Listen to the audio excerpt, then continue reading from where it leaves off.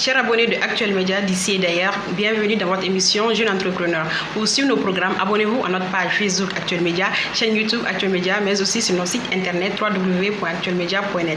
Jeune Entrepreneur est une émission qui met l'accent sur les jeunes qui, par leurs projets impeccables, veulent édifier le pays. Pour ce 6e numéro, nous recevons un jeune entrepreneur. Il évolue dans le domaine de la communication événementielle. Il est le promoteur de Syscom Event.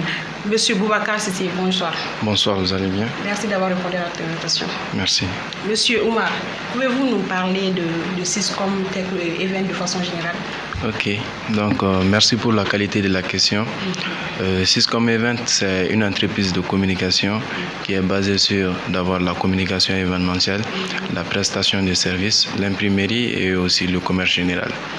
Donc, nous sommes spécialement accentués sur la communication événementielle pour pouvoir apporter vraiment de l'innovation dans ce domaine. Comme notre slogan le dit, Syscom Event, l'innovation dans la communication. Merci. Ok. Pourquoi êtes-vous intéressé par l'événementiel?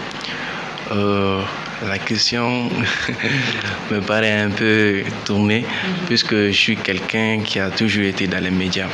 D'abord, de par mon parcours, j'ai beaucoup évolué dans l'organisation d'événements. Aussi, je suis infographe, donc c'est un peu tout ce qui motive dans l'événementiel. Okay. Quelles sont vos prestations de services? Alors, vous communiquez via les réseaux sociaux ou sur les panneaux publicitaires? Ok. Oui, les panneaux publicitaires. Donc, oui, nous faisons la conception d'affiches publicitaires, les flyers, les cartes de visite, les cartes de mariage, etc. Donc aussi les panneaux publicitaires. Nous intervenons aussi sur les réseaux sociaux, la création des pages web, le tournage des clips vidéo, des publicités et tout ça. Ok.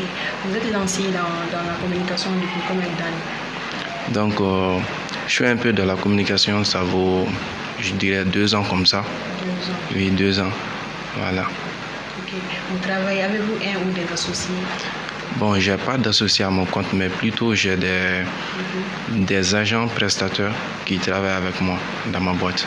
Vous êtes au nombre de combien de personnes? Nous sommes un peu au nombre de 4 comme ça. 4. Oui. 2 commerciales et puis un agent assistant, plus moi-même. Ok. Quelle est l'importance de la communication événementielle? Bon, la communication événementielle, ça permet de donner du goût à l'événement. Oui. Si quelqu'un organise son concert, pour que la qualité de son truc soit un peu à la hauteur, donc il a forcément besoin de la communication. Vous voyez. Donc la communication joue beaucoup un rôle là-dessus. Mais on dit très souvent que la communication événementielle est une communication hors média. Bon, de nos jours, la communication événementielle, ça va dans les deux sens. Parce qu'on peut faire la communication à travers les panneaux publicitaires. Ça, c'est hors média. Et là où on évolue maintenant, je dirais la communication événementielle, forcément, il faut des médias. Parce qu'il faut un peu de publication sur les réseaux sociaux qui jouent beaucoup de rôle. Voilà. Ok, merci beaucoup. Avez-vous déjà vécu un échec lors d'un événement?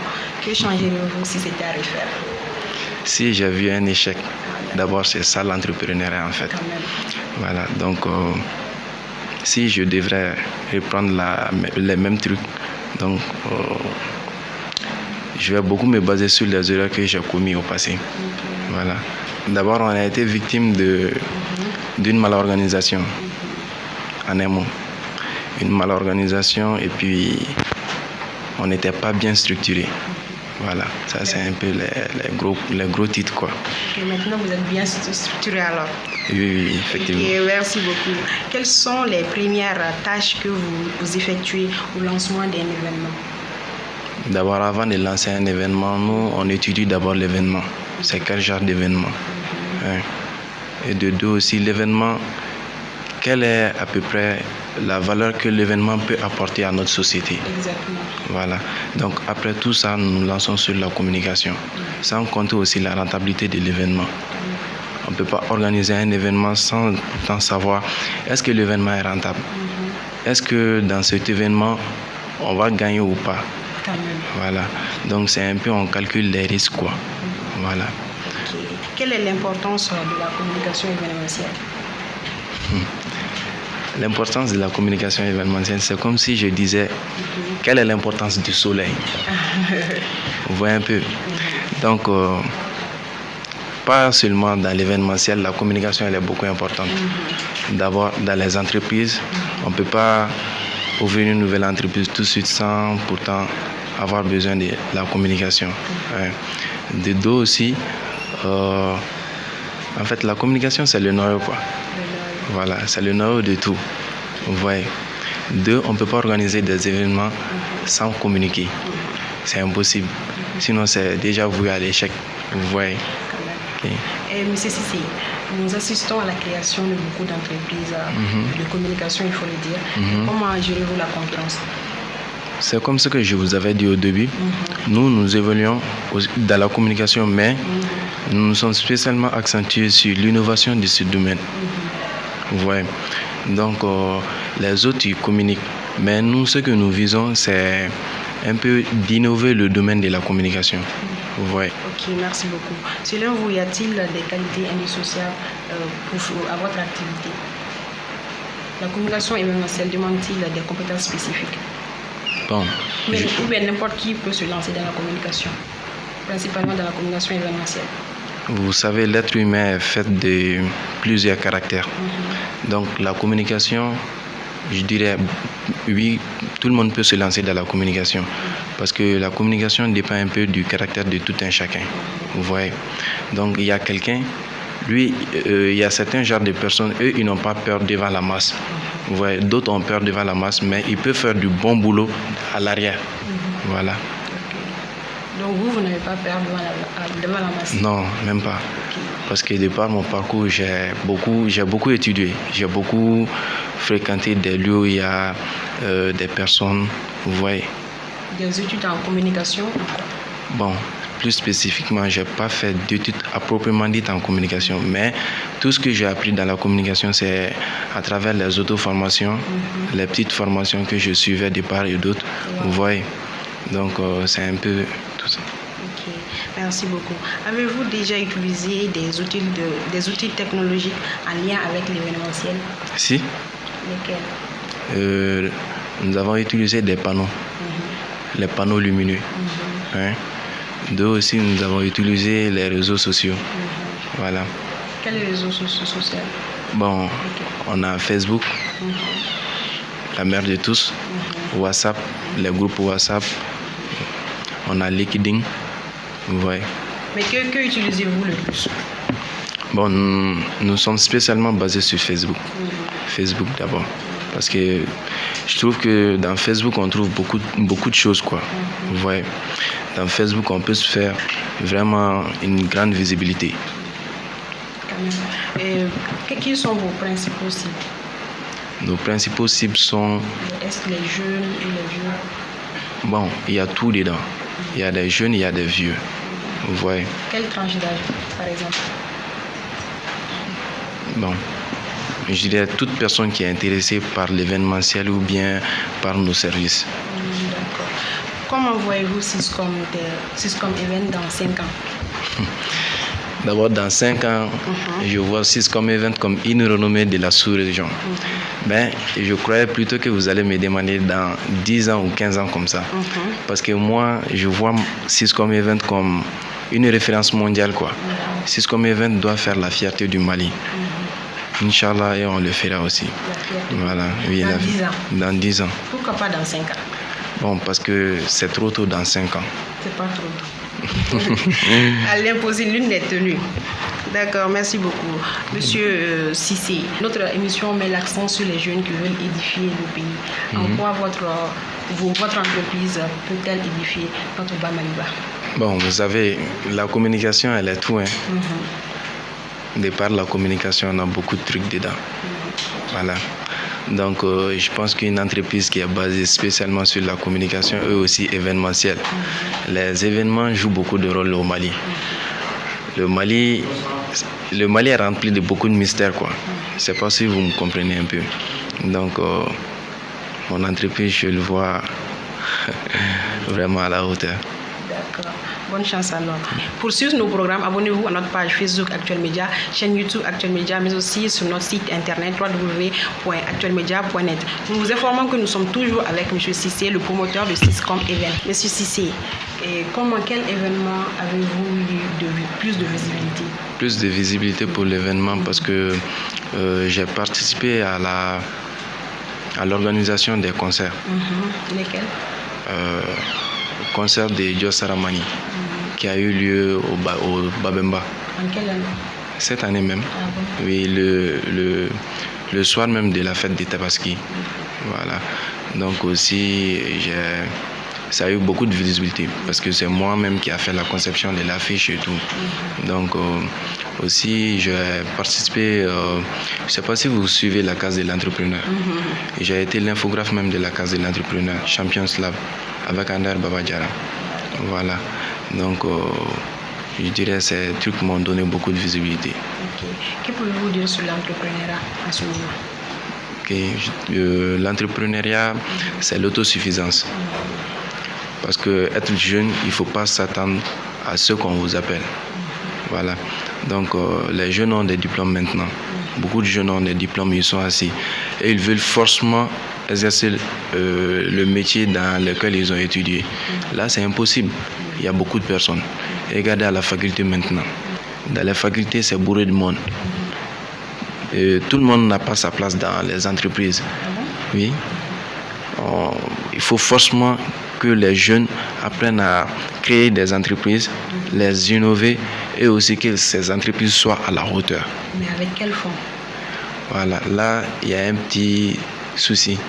Parce que d'abord au Mali, nous souffrons beaucoup des manques financiers. Vous voyez. Donc, je dirais pas il faut aller faire quelque chose pour avoir du fonds ou bien il faut du n'importe quoi plutôt pour avoir des fonds et puis démarrer son entreprise. Mais il n'y a pas de sous-métier. Il n'y a pas de sous-métier vraiment.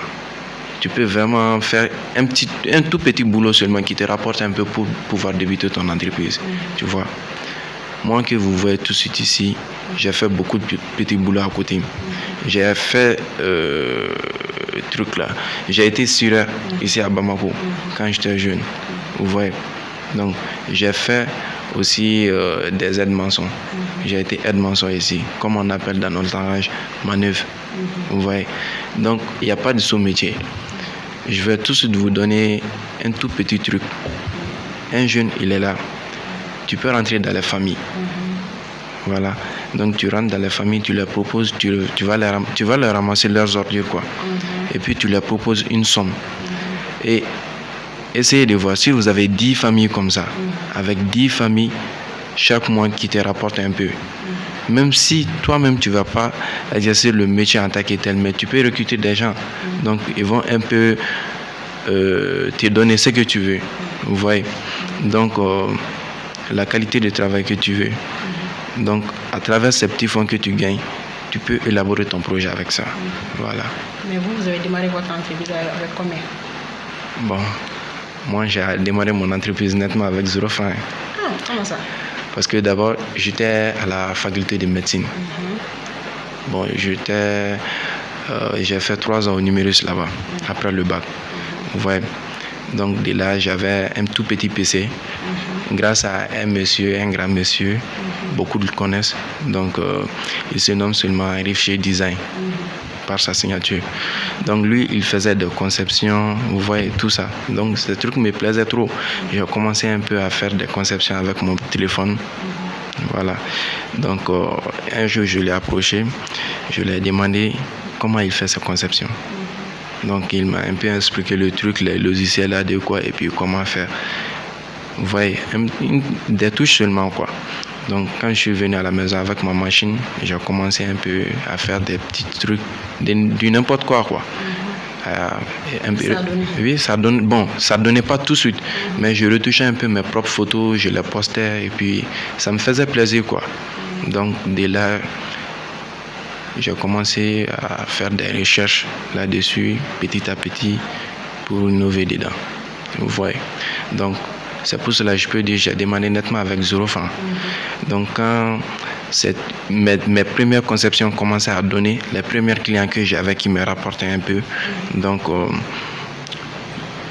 j'ai un peu économisé ces sous pour débuter petit à petit mon entreprise.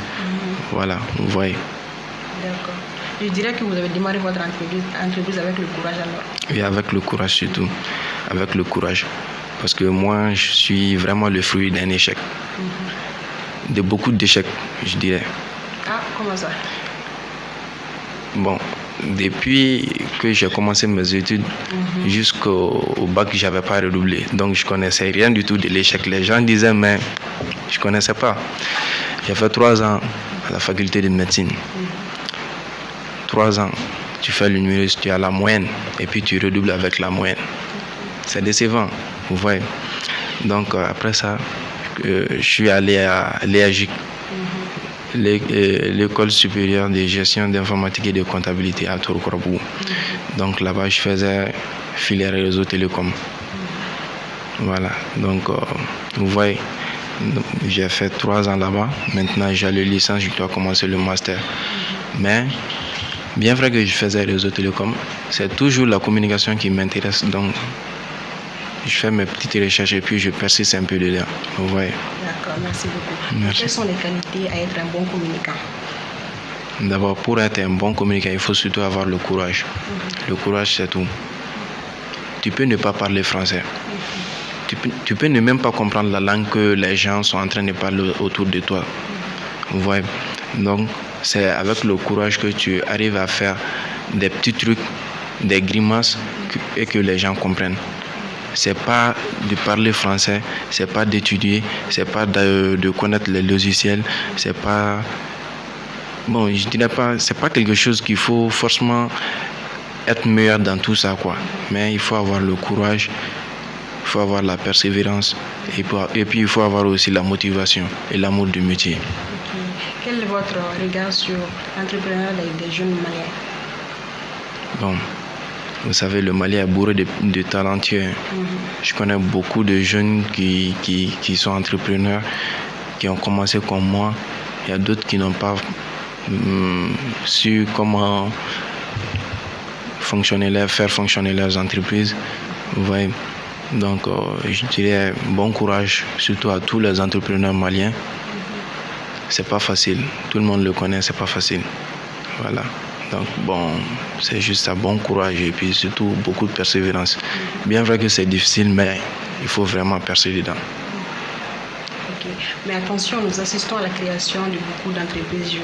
Mais qu'est-ce qui motive cela selon vous? Selon moi, je dirais que d'abord, il faut avoir l'amour de ton métier. Vous êtes journaliste. Mais tant que vous n'avez pas l'amour de votre métier, vous ne pouvez pas exercer ce métier. Voilà. Donc, je ne dis pas que l'échec de l'entreprise de tout un chacun est dû seulement au manque d'amour de leur métier. Non, il y a beaucoup de facteurs. Pour d'autres, c'est des manques financiers. Pour d'autres, c'est pour des raisons sociales. Il y a beaucoup de facteurs. Mais la mère même, il faut avoir l'amour de ton métier. Que voyez-vous l'événementiel au Mali?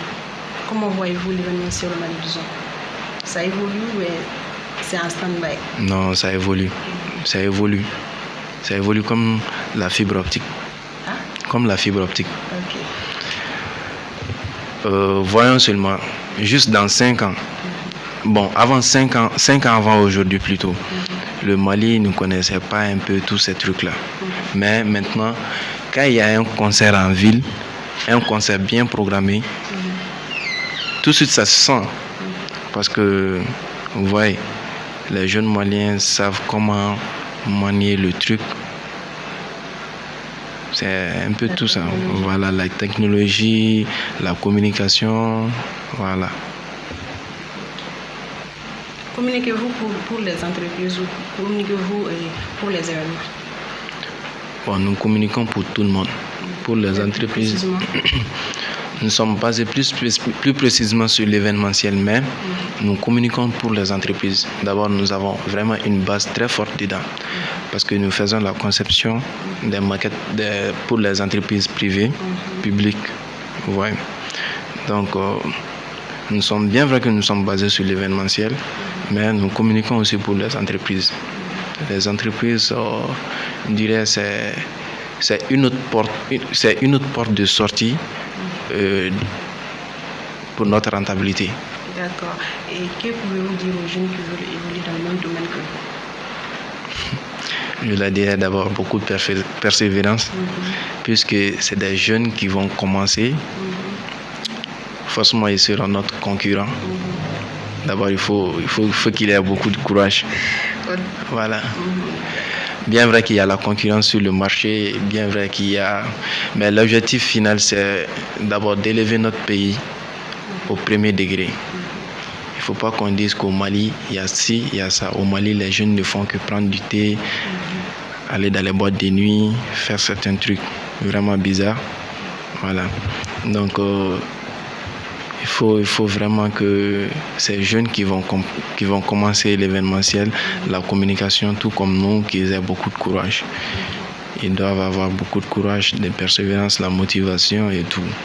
Aussi, je leur dirais de ne pas spécialement baser sur les formations qu'on leur donne, non seulement à l'école, ou bien socialement, ou bien voilà, vous voyez. Il faut aussi qu'ils fassent beaucoup de recherches dans ce domaine, parce que c'est les recherches qui nous amènent en un sommet vraiment qu'on ne peut pas imaginer. Voilà. Formez-vous des jeunes en communication? Si, nous formons des jeunes en communication. D'abord, nous avons même une formation qui doit se faire bientôt sur l'apprentissage des outils tels que Photoshop, Illustrator, Premiere Pro. Vous voyez. Quel jour? Bon, ça, c'est dans 2 semaines quand même. C'est dans 2 semaines. Okay. La formation est gratuite? Non, la formation n'est pas gratuite. Nous sommes entrepreneurs, nous avons besoin des fonds d'entrée. On sait à combien? Bon, la formation, elle est à 15 000 francs par personne. Voilà. D'accord. Une attestation est délivrée à la fin? Si, une attestation est délivrée à la fin. Nous délivrons une attestation à la fin et puis après nous accompagnons nos jeunes formés. Nous les conseillons, nous les guidons. Voilà. La formation se fera où? La formation se fera à l'école EAGIC. Oui, EAGIC à Torokorabou. L'école supérieure de gestion d'informatique et de comptabilité, là où j'étudie jusqu'à présent.